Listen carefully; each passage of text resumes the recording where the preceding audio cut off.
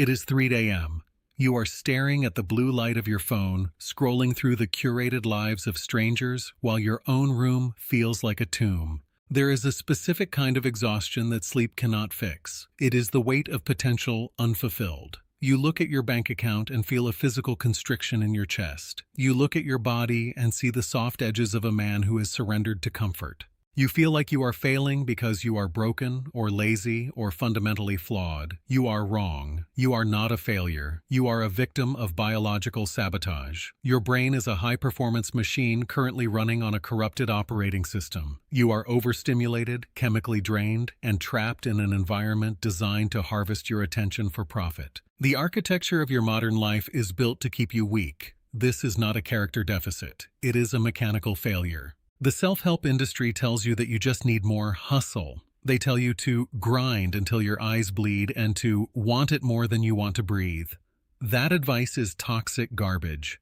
Motivation is a fickle chemical byproduct. It is a ghost that disappears the moment you actually need it. You cannot white-knuckle your way out of a physiological rut. If you rely on willpower, you have already lost. We are not looking for inspiration. We are looking for a total demolition of your current habits and the installation of a streamlined, friction-free daily architecture. We are moving away from the chaos of trying harder and moving toward the clinical precision of a system. This is not a list of tips. This is a blueprint for a neurological reset. Step 1. The zero phone buffer. For the first 60 minutes of your day, your phone is a brick. The common trap is reaching for that device the moment your eyes open, flooding your brain with dopamine and cortisol before your feet touch the floor. You are effectively handing the keys to your nervous system to 1,000 engineers in Silicon Valley. The deep reframe is simple. This is about protecting your cognitive sovereignty. By delaying the digital influx, you allow your brain to transition from theta to alpha waves naturally, preserving your focus for the tasks that actually move the needle. The concrete benefit is an immediate drop in baseline anxiety and a 30% increase in morning productivity. Step 2. Thermal reset. 3 minutes of cold water. Most men spend their lives seeking a temperature-controlled existence, which atrophies the spirit. The common trap is the long, steaming shower that lulls you back into a sedative state. The deep reframe is neurochemical. Cold exposure triggers a massive, sustained release of norepinephrine and dopamine that lasts for hours, not minutes. This is not about being tough. It is about inducing a controlled stress response to prime your biology for the friction of the real world.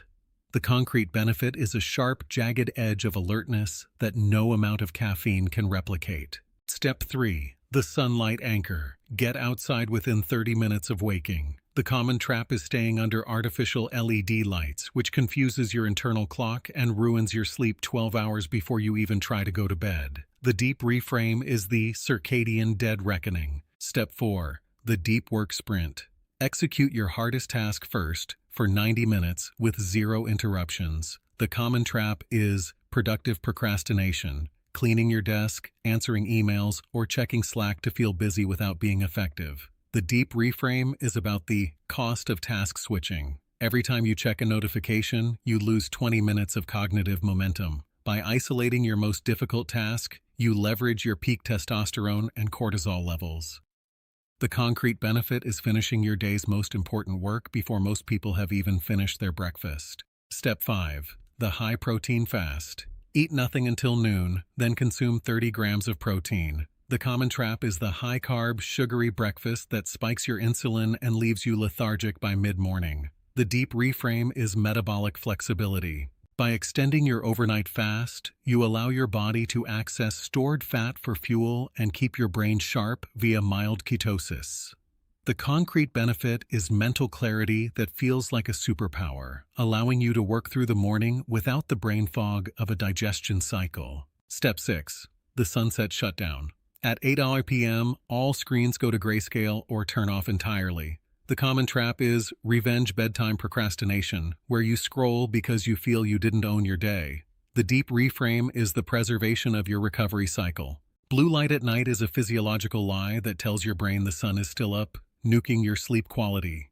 The concrete benefit is reaching deep REM sleep faster, ensuring that tomorrow's version of you is more capable than the one that woke up today. You need to understand the lag time.